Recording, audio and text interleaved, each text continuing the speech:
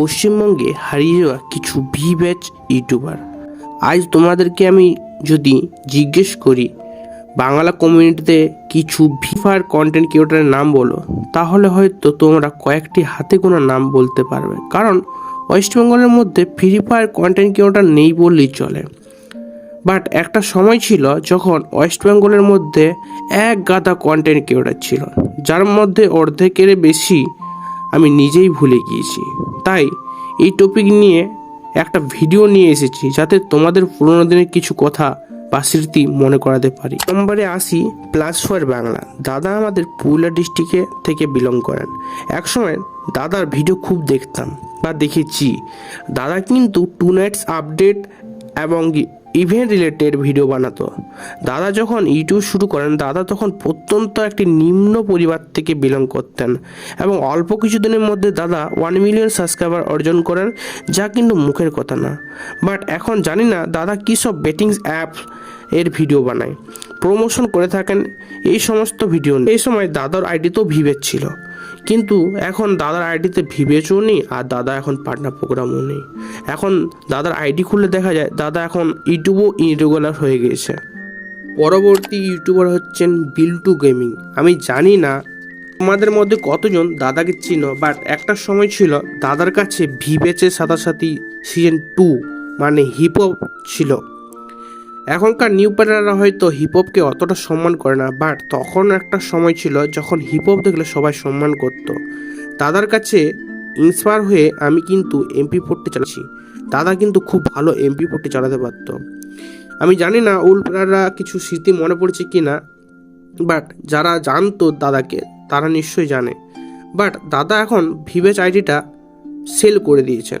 আজ দাদার যে ইউটিউব চ্যানেলটা ছিল সেটা দাদার আই থিঙ্ক প্রাইভেট করে দিয়েছে বা বিক্রি করে দিয়েছে। দাদা একটা নতুন ইউটিউব চ্যানেল খুলেছে যতদূর জানা যায়। সেখানে দাদা ইরেগুলারভাবে ভিডিও আপলোড করেন এবং দাদার একটা সেকেন্ড আইডি আছে যেটাতে দাদা টুকটাক গেম খেলে থাকেন। হচ্ছে গেমার অরূপ দাদা। যারা রিসেন্ট 6 মাস কিংবা 8 মাসের মধ্যেও গেম খেলেছ তারাও নিশ্চয়ই দাদাকে চিনে থাকবে। দাদা কিন্তু লিগস অ্যান্ড আপডেটের ভিডিও দিত সকাল সকাল। দাদা এই জন্য ফেমাসও ছিল। গেমিং চ্যানেল ছাড়া দাদার আরও 2-1টা চ্যানেল ছিল যেখানে দাদা ফানি ভিডিও ও ব্লগসের ভিডিও আপলোড করতো। বাট গেম ব্যান্ড হয়ে যাওয়ার পর দাদার ভিভেজ চলে যায়, তারপর দাদা ইরেগুলার হয়ে যায়। নেক্সট ইউটিউবার উঠে আসেন আইকন পল দাদা, যাকে একসময় সবাই আজ্জু ভাই বলে মনে করতেন।